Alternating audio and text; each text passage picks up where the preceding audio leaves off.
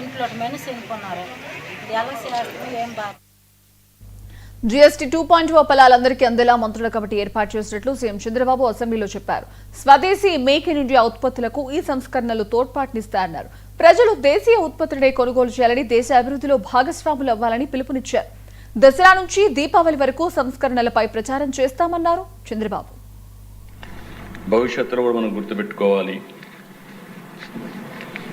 ఒక message public నేను ఇచ్చేది ఏంటంటే, మీరు భారతీయ ఉత్పత్తులు కొంటే మన దేశ అభివృద్ధిలో నేరుగా భాగస్వాములు అవుతారు.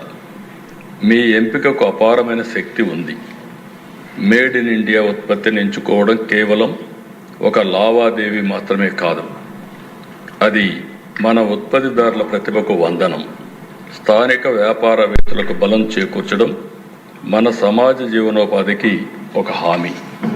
ఇది ప్రతి ఒక్కరు కూడా ఒక దేశభక్తితో దీన్ని ముందుకు తీసుకుపోగలిగితే ఇది దేశాన్ని బలోపేతం చేస్తుందని చెప్పి కూడా నేను మీకు తెలియజేస్తున్నాను.